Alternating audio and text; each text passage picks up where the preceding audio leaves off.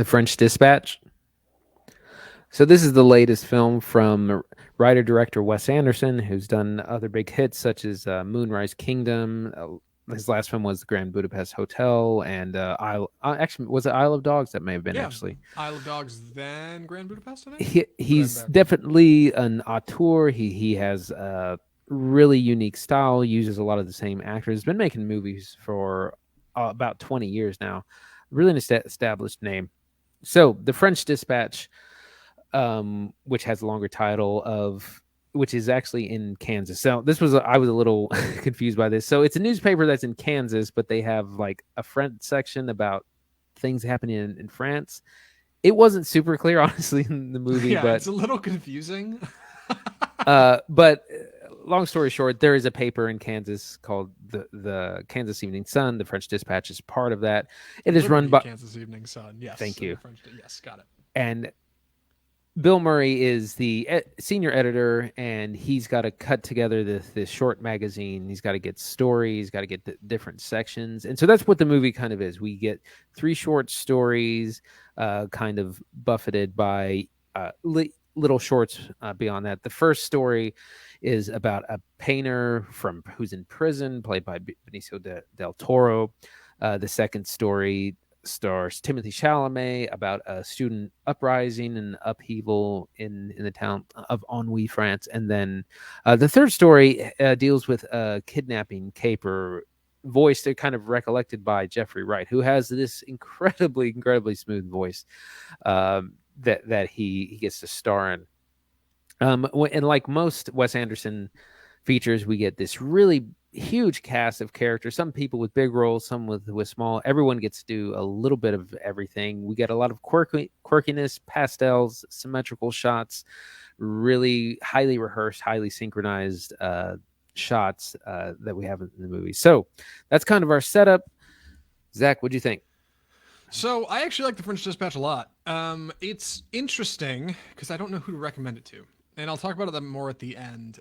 But kind of the lead line for that loose recommendation now is I think the anthological nature of this film, the kind of three stories that are wrapped up into kind of one trapping of a film, gives Wes Anderson three different chances to introduce quirky characters and exciting sets and like visually engaging narratives and fun set pieces all over the film. He gets to do it three times, right? Which Anderson is great at. Every Wes Anderson movie is full of quirky characters and like exciting sets.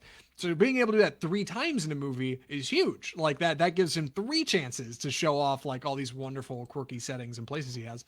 The problem is I'm not sure any of those really wrap up into any solid narrative, and just like any like short film anthology movie, like you're gonna feel a little lacking narratively throughout the whole piece. You know, you think of anything like any anthological film like that, it's something like VHS, the horror movie, versus this, like you're gonna run into that same problem. Ultimately, having three short stories is not quite as exciting as one large one.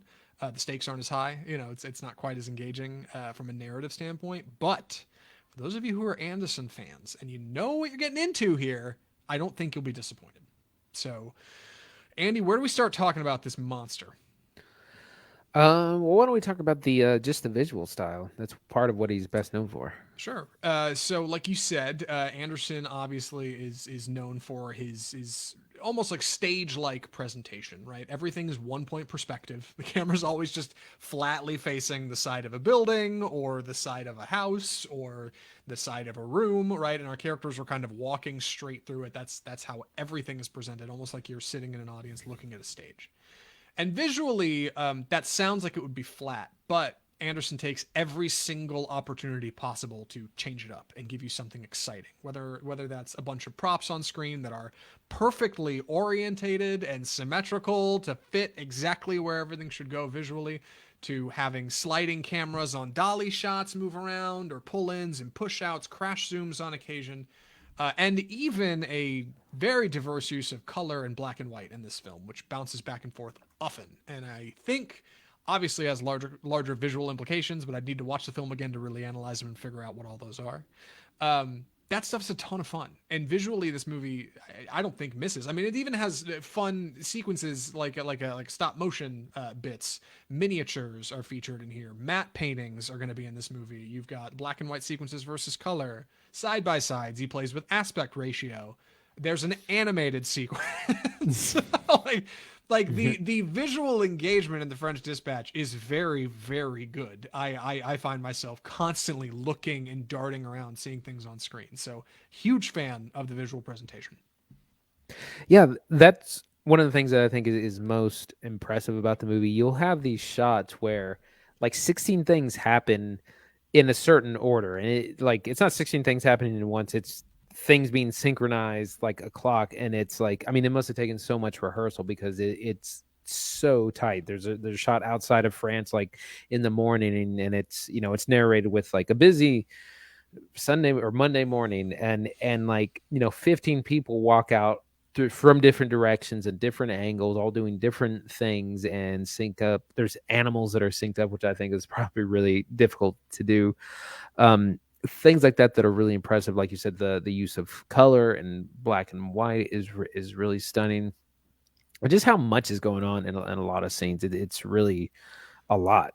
Yeah, like somehow, yeah, I know this is split into three kind of shorter features and the trappings around that, so it seems like it would move really fast. This movie feels way longer than an hour 48. At least to me. It feels very full, it feels very dense because there is just constantly stuff going on screen. There's some kind of visual gag or some kind of visual metaphor or some kind of crazy action or some new thing that's just been uncovered. I love that, and I appreciate, like you said, his ability to kind of produce visual comedy from that, either from staging, right? A character says something will happen, and then immediately on screen that thing does happen, right? And it gives your characters a feeling of fullness in the narrative. Or something is simply visual as having like an almost black and white shot, and then out of nowhere a very bright neon green object appear in frame.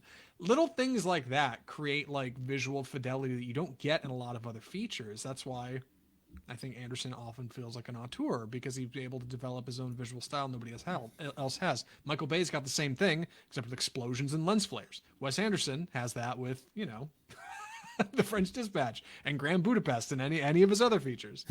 And that's on display here in spades. Like he's doing more of it than ever before. Now, it's also worth mentioning we have a very wide, diverse cast. Oh Maybe my his biggest gosh. cast ever.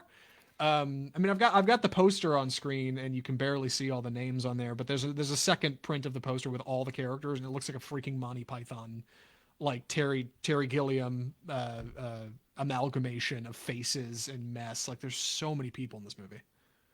Yeah, I mean, just to read a short list, we have Benicio del Toro, Adrian Brody, Tilda Swinton, Lea Seydoux, Frances McDormand, Timothy Chalamet, Jeffrey Wright. I mean, it just goes on. Stephen Park, Bill Bill Murray, Murray, Owen Owen Wilson, Wilson, yeah, Henry Winkler. Like, I it's mean, it's just, and then there's more. right. And And there's Easter egg people who you won't even see on IMDb. Edward Norton's in here. Also, Christoph Waltz appears in this movie. Liev Schreiber appears in this film. Like, it's crazy how many people are in this movie, and they're all good. Like they're all really good in it. I don't feel anybody is wasted. Everybody feels pitch perfect.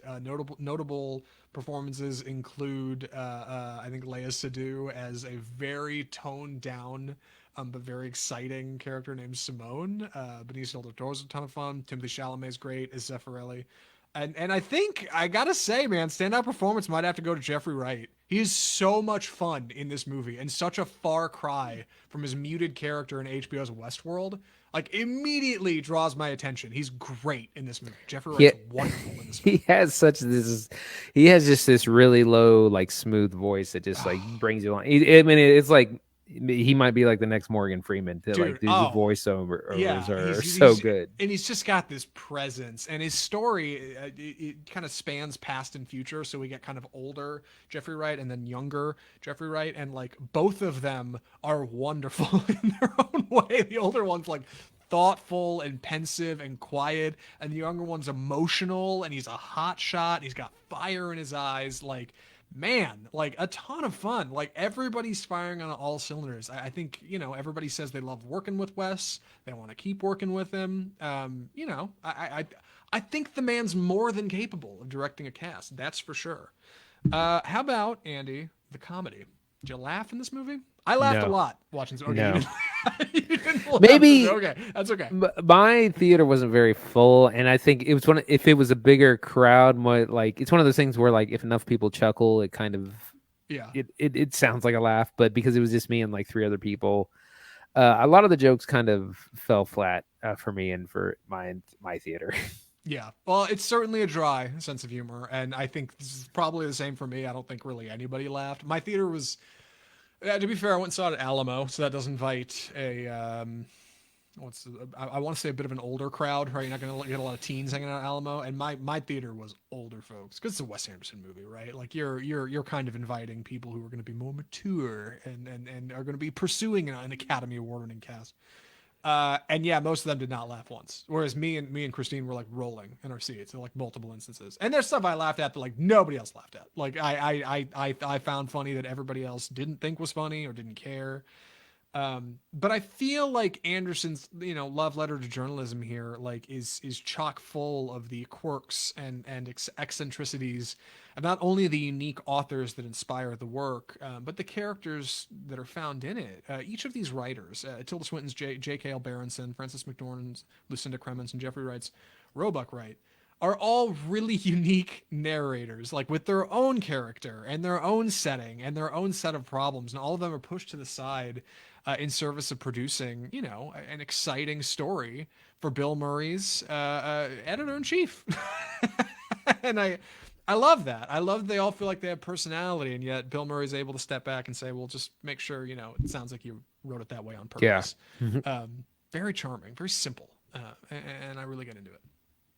I was going to mention I also really enjoyed the music of the movie. It's actually a lot Yes. of tuba playing, which I appreciate. It's very solid, very good playing.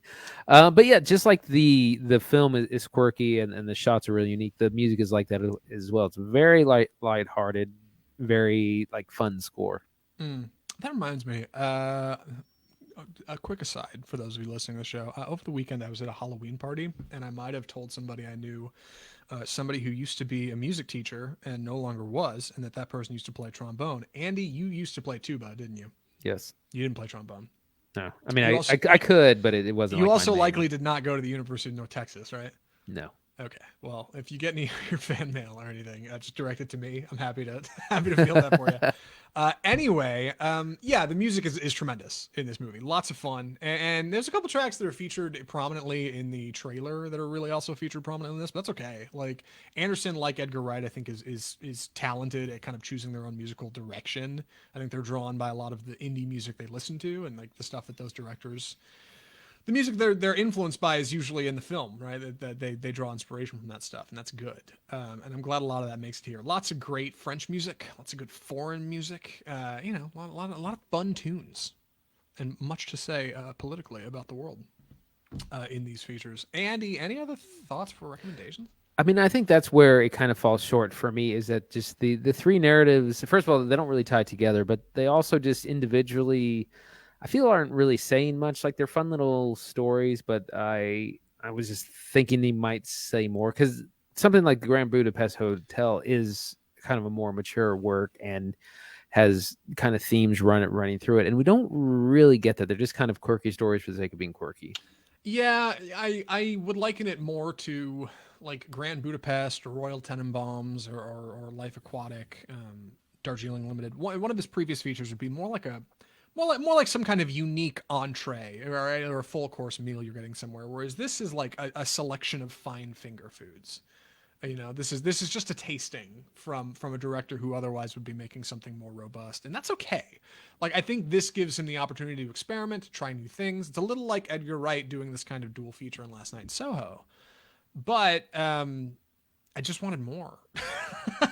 And it's a little lacking that way. I think that's why it makes it a little hard to recommend. But that's kind of like an anthology feature, I think. I don't know. Any other thoughts, Andy? I'm ready. Andy, would you recommend Wes Anderson's The French Dispatch? I would recommend it for fans of Wes Anderson. If you're a diehard fan, you've seen all his movies and you just love what he does, go out and see it. If you're a little curious, if you're not hugely into it, I would say save it for streaming. It One of my issues with Wes Anderson is that I feel like he makes the same movie every time. It's like a lot of the same kinds of shots and characters, and it's just very similar film to film. And he has such an incredible style. I would just like him to tell better stories or to use it kind of differently. This a similar issue we had with Last Night in Soho. Tons of style, not as much substance. I recently last week I watched Wong Kar Wai's In the Mood for Love, which has incredible style about this. It's kind of this unrequited love story in the 60s, but it's like dripping with style of Tokyo in the 60s, but it also tells a very powerful story. And that's what we're not getting here with both of these directors. I think we're getting lots of style, lots of fun, not a lot of like substance in the narrative. Yeah, I think that's fair critique. I think, The French Dispatch is trying to kind of capture. Ultimately, I think it really is like a love letter to journalists and journalism and writers. There's a ton of really brilliant gags in here devoted to writing and editing and the art of kind of capturing the essence of something in your words and translating it for somebody else. And I think Anderson tries really hard to kind of capture that metaphorically in his presentation, right? It's almost like you're reading the French Dispatch. You're literally reading through a selection in the order they would appear, which is neat. But it does ultimately feel like it doesn't have something bigger to say. But maybe it does. I'm really not so sure anymore because the longer I've been away from the film, the more time I spend thinking about it, the more I think there's something there. There's something to be said about writing and creating and painting and revolution and writing a manifesto and even food critique is addressed in this feature. I think The French Dispatch is great. I really do. I just don't know who I could recommend it to. So for me, I'd say if you're a fan of Anderson, if you already know what you're getting into, if you've listened to this review and you're interested, go for it. Go see it at theater. You'll probably enjoy it. If you've never watched a Wes Anderson movie, you need to stay far away from The French Dispatch. I think this would be a misstep into his filmography if you've never seen anything he's done. Maybe not. I mean, maybe the short nature of each one of these would make it a little bit more accessible, but I think it would have an inverse effect. So if you like Wes Anderson, you're going to love The French Dispatch. If you've never seen a Wes Anderson movie, maybe wait for streaming. That's my advice.